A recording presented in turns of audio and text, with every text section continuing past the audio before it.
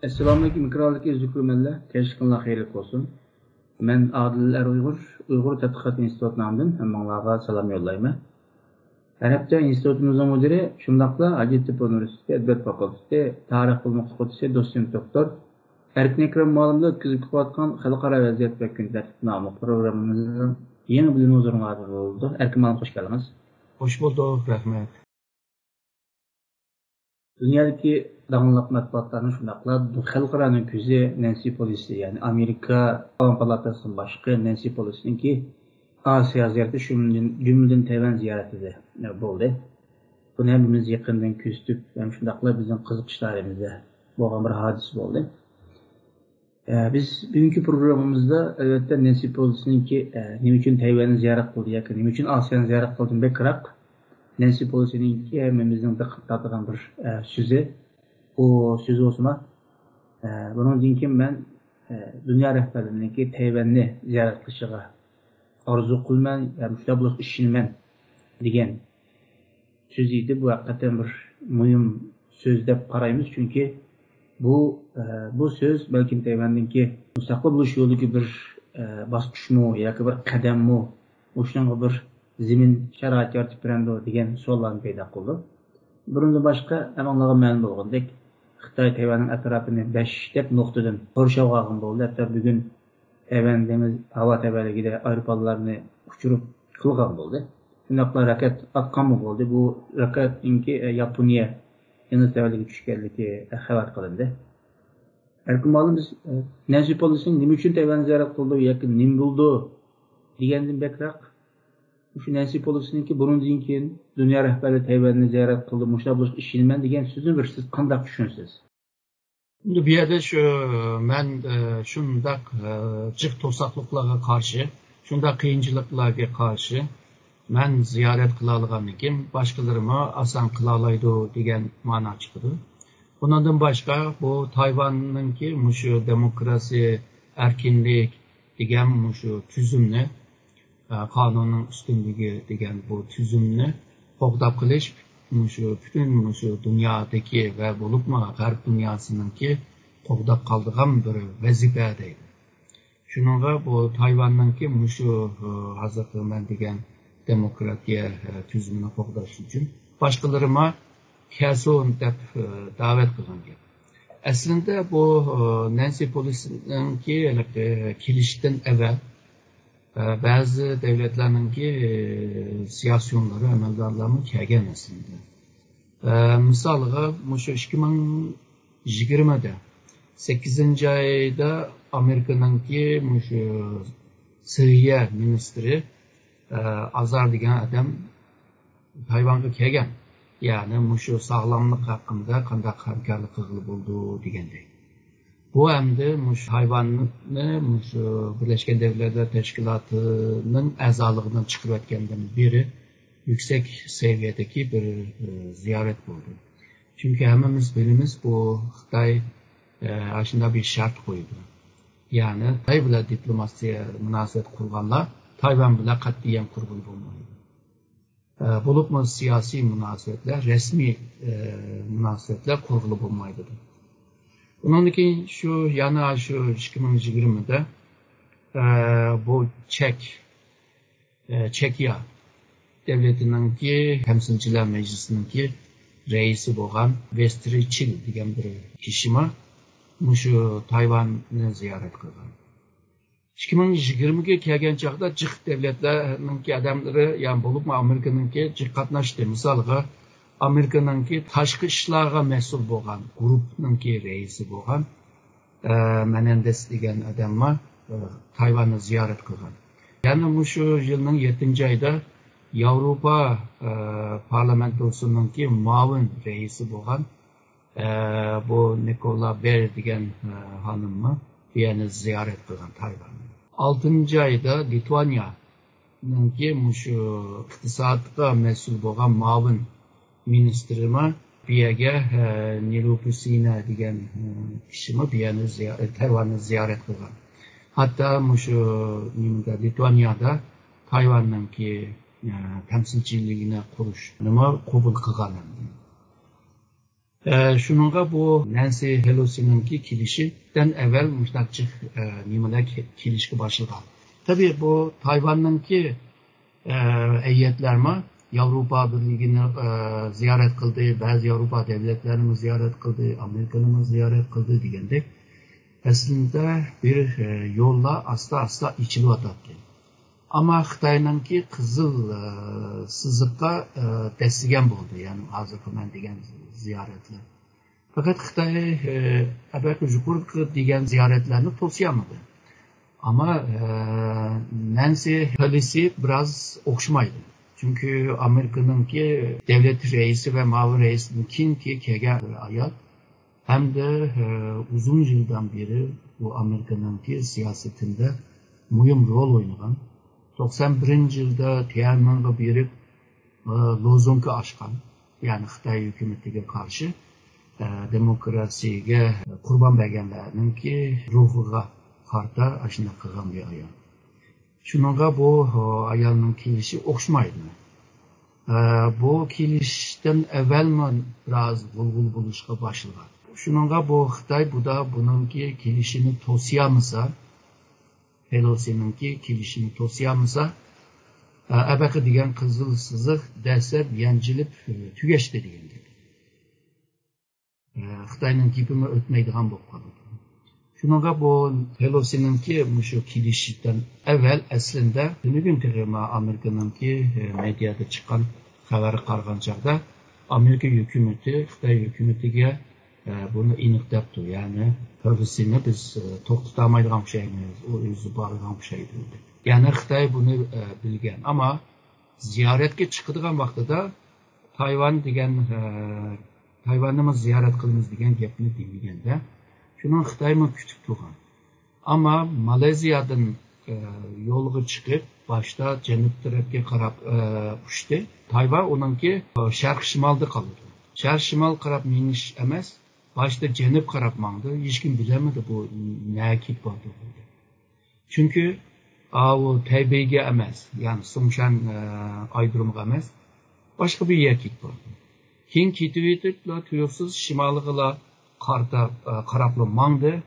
Bundan keyin hammadan düşerdi bu Tayvan'a qarab mangdı.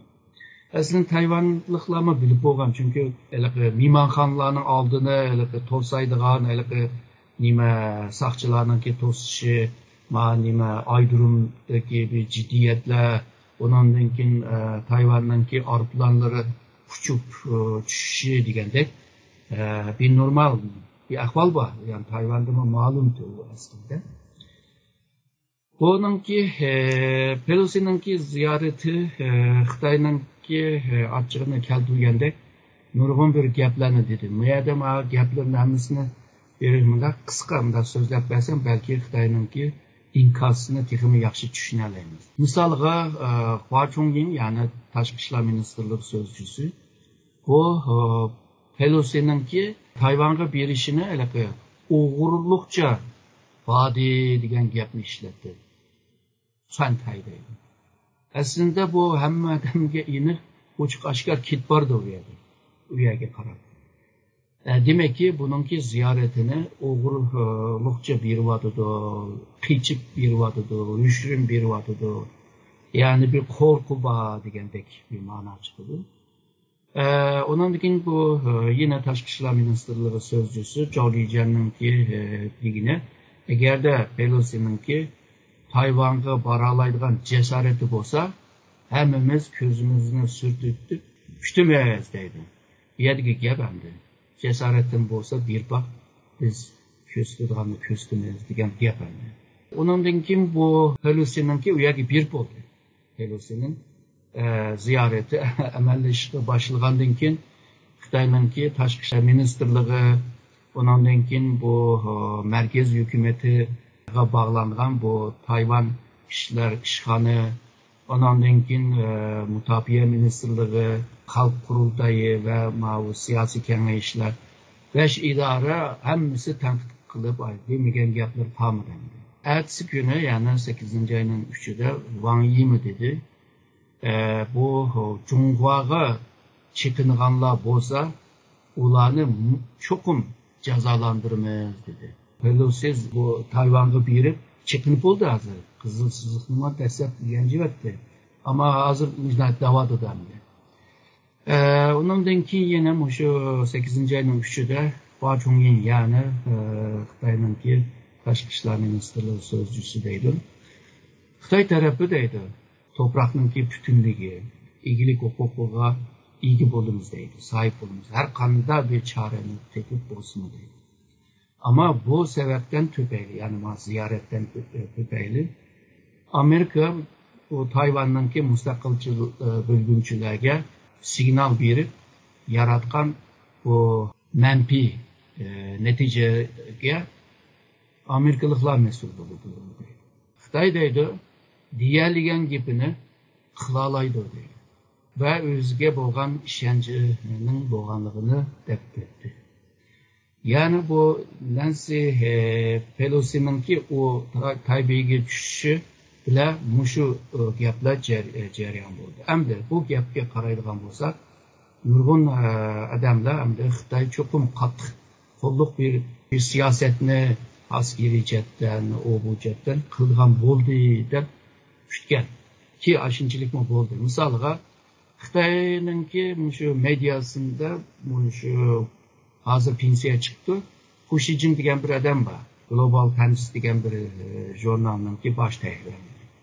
O deydi şu Pelosi'ninki aeroplan kelsa, bizning aeroplan uçup onu aşı Taybey'e konuguzmaslık için onu iştirip aşı aeroplan bilan bunu Türkiye'de iştalaş deydi. İştalaş. Ajnat kılıp onunki aeroplanını başka yere kılıyetiş ya ki bolsa vurup düşürüyetiş. Degandek gaplarni deydi de hem de bu gapni anlap hem de bu Xitay belki qattiq qo'lliq bir siyaset qildigan ilip bardigan bo'ldi degandek tushundi. Malum hazır siz degandek bu Xitay hakikaten Xitayning eng oliy rahbar organlari 5 organı. Nəhayət qattiq inkas qildi. Ondan keyin to'xtamay Taşqi İşler Ministri yoki Taşqi İşler Ministrinin bayonotchilariga Hua Chunyingga o'xshash nəhayət qattiq inkaslarni qoldirdi. Hozirgacha ahvol mushaga keldi. Hatto Xitoyma atrofda qo'rshab olgan bo'ldi. Yoki qandaqroq qaysi shaklda tadbirlash mumkin? Bu tadbirlarninki birisi Pelosi'ninki Taybey'e tushgan hamatla Amerika'nınki Beijing'de turuqluq büyük elçisi bo'lgan Brunsni chaqadi Taşqi İşler Ministerliği. U yerda bu Xitoy bu voqeaga qarshi ko'z yumib o'tirib qolmaydi deb tushuntirdi. Bu Shefin degan Taşqi İşler ma'lum ministri ve Amerika tarafı bu qilgan xatolikninki bedelini ödeydi deydi. Ondan keyin Xitoy tarafı mutlaka çokum bir tedbirini ilip bununla karşı çıkıdı. Biz diyen gibimizni eminleştiremeyiz. Ondan keyin Xitoy halkınınki iadesiga çekinigini bo'lmaydi. Ot oynaganlar özü tügeydi deb. Aşı 20 kechida Amerika'nın büyükelçisini çaqirgan. Bu mu bir xil tedbir endi, icraat bo'ldi demdi. Dərhal Xitay ondan keyin Tayvan'a satılgan bazı taşlıq qumlarını to'xtatgan gap. Tayvandan şu meyve, çive, bilir degan bazı türlerini mani qilgan. Xitayga satamaysa deb. Ve shundaqla 170 xil narsaga bir cheklama qo'ygan. Hamda hammamiz bilamiz Tayvan şu Xitoy bilan tijorat qilib pul tepatgan davlat. Şununla Xitayning chekilmasi Tayvanga jiq ziyon beradi. Undan boshqa şu Nancy Pelosi'ninki şu Taybeyga tushishi bilan Xitoyningki haykallari şu Tayvan hukumatining bo'lib Taşqi İşler Ministerliği bilan Mutafiya Ministerliğininki internetlerini o'chirgan. Hatta bu koçularda bazı ekranlar bulundu. U yerda bazı haberler verildi degandek. Bazı restoranlarda, dam oladigan yerlarda cho'ng-cho'ng reklamlar var. Haber berdi, reklam berdi degandek. U yerlarga kirib biz Xitoy tarafı Biz çokum Tayvan'ı azad qilamiz deb o'sha xatlarni yezib qildi. Yani demek Xitoy bu hozirgi zamonaviy urushundagi qurolni ishlatgan gap demek. Yani bu internet yo'li bilan hal qilgandek, yani ayada Tayvan xalqiga bir psixologiya bisim ishlatishda bir faaliyetlarni ilib olganligini ko'rib bo'ldi. Undan boshqa Xitoyningki sharqiy armiyasi, yani bular 5 ga bo'lindi bu. Sharqiy, g'arbiy, janubiy, shimol va o'rtada. Bu sharqiy armiyasi degan bu guruh asosan shu dengizga qaraydi va Tayvan meselesiga qaraydi. Ular bir harbiy tadqiqotni ilib oldi. Bundan keyin bu Tayvan bu bo'g'zi bilan yani en yakın bo'lgan Şam'ın ayali nima o'lkalarda ba'zi yerlarda harbiy tadqiqotlarni ilib bordi. Tanklarni manguz baxtı, zırh maşinlarni manguz baxtı, o cho'ng yo'lda mansang tamam, xalqlar ko'rdi. Bu jangga tayyorlik qilyapti. O xalqlarninki dam oladigan dengizninki sahil rayonlar bor u. Eşerlerde mi tankına manguzdu değil mi? Hak kömey kamusun dedi mi? Ya ki denizin altı başı Tayvan'da şu kumluk sahillerde manguzdu değil mi? Bu mu kızıkkarlık bir iş oldu. Çünkü çıkadan bunu külgen oldu. Bir harbiy manevralarını ilip bağdı. Arıplanları uçup şu Tayvan'dan ki hava sahalarıgacha kilip ketdi. Ve Xitoy en ilg'or aeroplanlarni ishlatdi.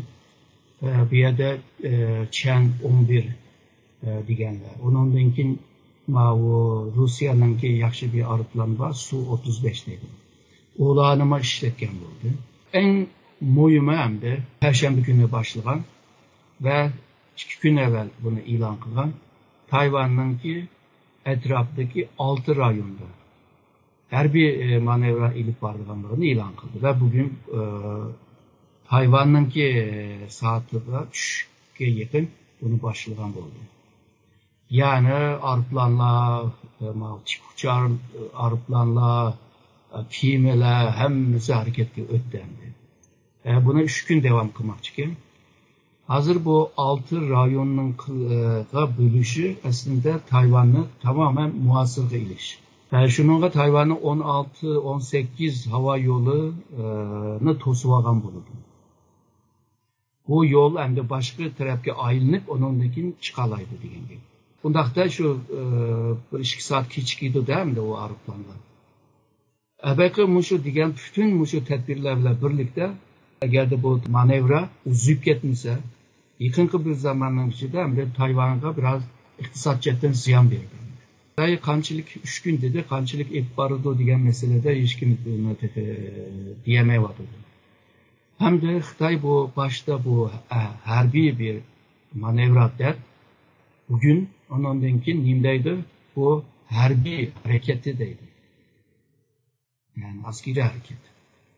Yani bu gap xuddi Putinninki Ukraynaga hujum qilgan chog'da bu bir harbiy hareketi degandekla bir gapni hatırlatıladı. Hazırca tedbirler muşu.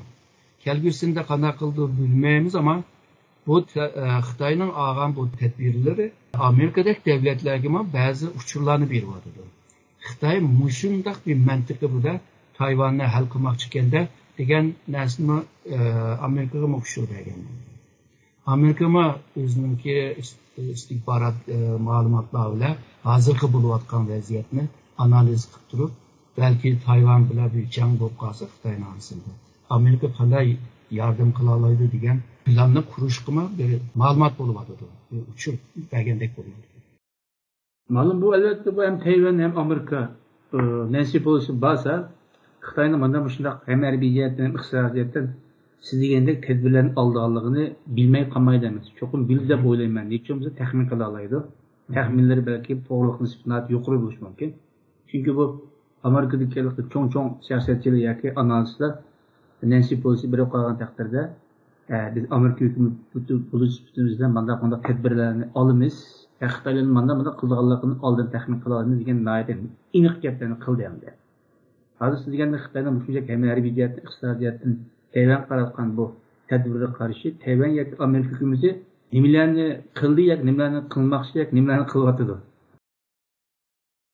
Amerika hozirgacha Tayvanga qarata bir cho'ngroq bir narsalarni qilgani yo'q. Burun qilib kelganini qilyotdi. Misolga azroq bir tijoriy munosabat bor.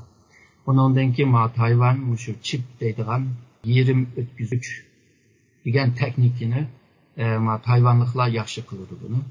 Amerikada zavod qurish, Amerika o zavodga va Tayvanliklarga mablag' selish degandek bu chetda xeyli bir cho'ng bir faoliyat bor. Bundan başka en muhim burundan tatip gelgen şu kural setip beriş. Kendi programda mı dedik, başta şu özünü qo'llayalaydigan chiliklar bir kural setip beradi. Hazır hem özüne güçlü bir şekilde qo'llab qilish ve shundaqla hujum qila olaydigan. Xitoy mayli dengiz ostidan kelsa, dengizning ustida kelsa, havodan kelsa, uralaydigan kurallarni setip beraydi de onlarına planlamadı. Ama bu yetmeydi yani. Tayvan'ı Xitay'dan qo'llab qilish uchun qilishga tegishli nurg'un ishlar bor. Hamda bu yerda Tayvan bilan iqtisod jihatdan, tijorat jihatdan, texnologiya jihatdan, ma'rif jihatdan, medeniyet kültür jihatdan hatta ma'lum bir cheklangan chegaraning ichida harbiy jihatda münasebetlerini kurur. Yani köp katlamlık bir münasebetin, harbiy münasebetini kurur. Ondan başka misalga Tayvan ile Amerika'nın arasında bir erkin ticaret kilişimi kılış lazım. Bu devletlerin arasında kılınıp gelivatkan yani Tayvan'ın malları asanca Amerika pazarına kiriş, Amerika'nın mallarını tabii ki şu nimige Tayvan'a asan kiriş. Xitoy bu jihatdan chiq devletler bilan buni ilib kelyapti. Bu şekilde şu Tayvan'ı xalqaro ticari sistemga kirishga tirishmak lazım yani Amerika. Bu vaqtida Xitoyni Tayvan'ı Xitoydan qutqizolmaydi. Bo'lmasa Tayvan hozir tabavetining ko'pini şu Xitoy bozorida tepadi. Xitoyning bozoriga bağlanib qolgandan keyin hamda Xitoy azroqli bir embargo siyosatini sürdürse qarab qolgan gap. Yani Xitoyga tekrar bekinib qolgan ahvollar bor. Shuningga bu Xitoydan qutqizish uchun Tayvanni xalqarodagi shu iqtisodiy tijoriy sistemga kirish lozim. Bundan başka bu Amerika yaqinqi zamonda Indo-Pasifik iqtisodiy ramkasi deydigan bir tashkilotni quryapti. Bu tashkilotga Tayvanni da'vat qilgani yo'q. Bu tashkilotda Xitoy yo'q. Ya'ni Hind okeanusi va Pasifik okeanusidagi davlatlar birlikda buni quryapti. Yana bir iqtisodiy bilan tijorat bilan munosabatli bir kelishim bor. Bu bo'lsa Japoniya tirishayotgan bir mekanizma. Bunun kısa ismi CPTPP. Bu aslında Obama'nın vaktindeki TPP'ninki kengaytılmış şekli. Obama onu emelleştiremedi. Yani Trans-Pasifik iktisadi hamkorliklar. Yani bunu tekimi kengaytilgan ama Japonya bunun yetekçiliğini kılıyordu. Yani keng ko'lamda taraqqiy qildirilgan Trans-Pasifik dostluk, iqtisodiy dostluk münasebetleri mekanizma degan tercümesi. Bu ikki nimaga mekanizmaga ama şu Tayvan'ı davet qilish lazım. Tayvan'ınki iqtisodiy, ticari imkonlari kengaygan siri, yo'llari kengaygan siri, ko'paygan siri yo'llari, u vaqtida Tayvan hozirgi iqtisodiy texnologik kuchlar bundan keyin dunyoga ichilalaydi. Bo'lmasa yana Xitoyga bekinib qolgan gap. Bundan keyin Birleşken Devletler Teşkilatı'nınki ostidagi nurg'un bu komiteler var. Bazıları Tayvan'ı kirishni yardım qilish lozim deb o'ylayman. Onundan keyin avval degandek harbiy jihatda yuksak texnologiyalik ba'zi qurollarni sit berish lozim. Ba'zi bu harbiy texnologiyaningki bu hamma odamga bermaydi-ku texnologiyani. Tayvanga ma'lum bir kelishim bilan Tayvanga berib Tayvanninki mudofaa kuchini kuchlantirish va Tayvanning yerlik qurol ishlab chiqarish kuchini kuchlantirishga to'g'ri keldi. Bundan boshqa balki hozir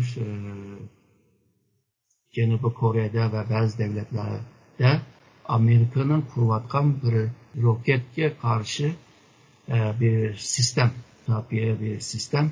Bunu TAT deb qisqartgan bir ism var. THAAD degan. Bununla ama Tayvan'ı alalığan takdirde bu vaqtida Xitoyninki roketleri yoki Arablardan kelgan roketlerini to'siyalaydigan bir halga kelalaydi. Misaliga Amerika hozir Pelosi ketdi, ondan keyin Tayvanni tashlab qo'ysa, ondan keyin Xitoy Tayvanga ig'ir bisim ishiltish uchun qo'ldan kelgan hamma nimani qildi. Chunki Xitoyning uzun yildan beri deb kelgan o qizil siziq davlat manfaati, yadro manfaati Amerikaning mana bir ziyorati bilan o yer bilan bir eksan bo'lib ketdi, yani yo'qolib ketdi. Bu nayta xalqaroda yüzü nayta töküldü. Nancy Pelosi ziyaret qilib Tayvanni Xitoy shunda qarshi ko'rsatdi, ammo ziyorat tamomlandi. Xitoyning dal siz degandek xalqaro obraziga dog' tushtirmishmidi bu? Tushdi tabii. Nurun adamlarmi deydi, mana ishni qilolmadi. Burundagi jang chiqamiki, Xitoy o'g'ilvoladek bunda chiqamiki desa, o chiqinim yo'q. Əbəymen degan tədbirlərini aldı və Tayvanga ziyan verdi. Ama Amerika'ya hiç nəsə verəməydi, ziyan verəməydi. Hatta Xitayning içidimi, şu hökumətinin qarab turğunuğa qarda elə bir xil inkas bildiriş hərəkətlər bolğan. Misalға, o televizyonda Pelosi'ninki o Taybey'e düşkən vaqtidagi xabarni ko'zitib turib, ondan keyin o'zini shaplaq bilan urish. Shunda jiq video bor. Butun Xitoy uryotdi o'zini. Buningki digini hamda yuzimiz qolmadi mana. Ondan keyin yana shu Pelosi'ninki ma'vo Taybeyga ziyorat qilishininki televizyondagi o rasmni ko'zitib turib, yüzüne yerden yege urup aşı. Yüzünü çür yege taşlap. Ama hiç gap kılmaydı ama. Ajna kılganlar var. Ondan keyin uçuk gap kılganlar var. Şam'ındaki bazı kuralar. O Koçu'daki televizyonga qarab her tırlap git vardı. Bu gibi de neymişki turmaydı, neymişki tosuyamaydı. Biz yoğun Xitoy biz. Dünyadaki çoğun devlet biz. Nima uchun qilamidik? Demak ki yolg'izlar xalqaro emas, Xitoyning ichidami shunday bir ko'z qarash bo'ladi. Demak ki nima qilamidik? Endi Xitoy buni Amerika qarta bilim qilmagandan keyin endi intiqomni shu Tayvanliklardan oladi. Tayvanliklarni qiynaydi. Shundan bilan Tayvanliklarning ichida biz shu Amerikani deb Xitoy bilan munosabatimiz buzilg'achqa Muşu zulümünü körüvatimiz deydiğanlar çıkmadı. Bazıları deydi biz bu Pelosi kemisi mi? Xitoy zaten bizni korkutup tehdit kılıp kilvatıdı o yani degenler var. Vay nima korkumuz bir canlı ölsek öldük diyen Tayvanlıklar var. Yani Tayvan cemiyeti hayran bir haline köp kaldı. Ama köp sandakiler bu ziyaretten memnun. Çünkü burun qaysi devlet bizga yardım qila, bizga himoya yoki bizga hissaschilik bildira degan bek aniq emasdi. Amerikaning Tayvan siyosatimi nima deymiz, biraz buatdi. Hamda bu kelib ketganiga aniqlashib ketdi. O Aqsaray hukumatimi amal yo'q hamda. Bundan keyin bu Pelosi'ninki terib qo'ygan bu jidalni, ya'ni tirnoq ichida davatini hamda sahiblanishga mecbur hamda.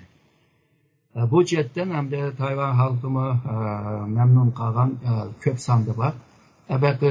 Xitoyni terib turmasak deganlar hamda shu oz sondagi ular Xitoy farazlar hamda. Shunga bo'g'inib Tayvanga bo'ldi, ammo bir narsa ro'shanlashdi. Amerika Xitoy orasidagi chetishish hozirdan boshlab endi ro'shanlashishga boshladi. Ma'lum değil, Michel bizim meselemiz kelsak, hazır Tayvan meselesi resmi kötülüp çıktı. Xitoy ile Amerika o'rtasida. Mushu fursatni payında Amerika bizim meselemiz yeni bir baldak yuqori ko'tarish ihtimal bormi yo'qmi? Xitoyga qarshi. Bu Tayvan'a karşı ilip ağan siyasetinin bir yüksek baltakı çıkan ve çıkmaganlığı karab degil buldu. Ama bu Pelosi'ninki Tayvan'a düşken amatla Amerika'daki Washington Post'ta bir koygan bir makalesi var. O makalede hem de Tayvan'ı dep gelip Tibet, Hong Kong ve Şarkı Türkistan nima dep geldi Uygurlar ırkı kırgınçılık siyasetke uçuradı. Demek ki Tayvan, Hong Kong, Tibet, Şarkı Türkistan bunlar bir sistemninki parçaları. Yani bir bütünninki parçaları. Demek ki Tayvan'a kartılgan siyaset Şarkı Türkistan'a mı kartılığı buludu dep oylayman. Bundan başka yakın zamanda Xitoy Şarkı Türkistan'da şu armiyelerini güçlendirip atıyor. Nurgun bu aydırımlarını kurdu. Bunlar harbiy aydırımlar. O kuracılarımı işletkili oldu ama esasen harbiyler baş koydular. Demek ki Şarkı Türkistan'da bir ihtimal canlınki, yoki mukumsuzluktan yaratılgan ki mukumsuzluktan tüpeyli başka devletler kol saldıgan manda bir ihtimalını Xitoy oylab yetken bo'lishi kerak. Başka turgan bo'lishi kerak. İkincisi bu Hindiston bilan tekrar bir jang bo'lib qoladimi deydigan bir ko'z qarashim bor. Shuningga bu Hindistonga chegaraga yaqin yerdagi ayrımlarni ayrıca hozirgi zamonaviy sistem bilan quryapti. Misolga Ladakh degan rayonga qarata ki Xitoy Ladakh Xitoyning yeri deydi. Aşağıya qarta bazı bu yerleşim rayonlarını kuruldu. Bu yerga hamda yollar içildi. Yani ertesi bir Ladakh için bir can çıkmasa Xitoy hemen kürüp çıkarlaygan. Ve yakın zamanda Xi Jinping şu Bingtuan'ı maktab Bingtuan'ı yalğızla mukumlukni qo'g'dash yoki ishlab chiqarish emas, yanıla shu taşdan kelgan, sirtdan kelgan tekliflarga qarshima harakatga o'tish degandek ularga boshqacha vazifa berishga boshladi. Bundan boshqa misolga Sharq Turkistonning cho'llarida atom bombaning sinoqlarini yine boshlashning oldida o'xshaydi hozirgi istihborotlarga qaraganda. Bundan boshqa misolga yine shu cho'lda Amerikaning aviat markının modellerini yasab u yerda hujum qilyapti hamda. Shunga bu Sharq Turkistonning qayri qo'yg'ili bo'lmaydigan bir ahvol bo'lyapti Amerika Xitoy orasidagi jiddiy. Shunga Sharq Turkiston meselesini men degan bir bütün siyasetning ichiga olmasa bo'lmaydigan bir holga kelyapti. Bundan boshqa Afg'oniston deymiz, O'rta Osiyo deymiz, Pakistan'la belki işçide tek mukumluk meseleler tek hal olma birip Şarkı Türkistan'da mukumlukluğa tesir etti. Şarkı Türkistan'da da yaşanan bir mukumsuzluk Orta Asya'daki Afganistan, Pakistan'da tesir etti. Şununla bu Şarkı Türkistan'la kayırıp koyduğu olmaydı ama Şarkı Türkistanlıklar hazırdan başlaplar bunun ideya tayarlığını kılışka başlaş lazımdır. İyice kurmanlı biz bugünkü programımızda Amerika Avam Palatası Başkanı Nancy Pelosi'nin Tayvan ziyareti ve Xitoy'un bunun qarabqa inkasları bunu çöldüğün halda Xitoy'niki xalqaradaki obrazlığa ve Xitoy içindeki Xitoy hükümetinin obrazlığa düşken dağlarını Erkman Almay tefsirledi. Erkman sizin köp rahmet. Men rahmet ettim.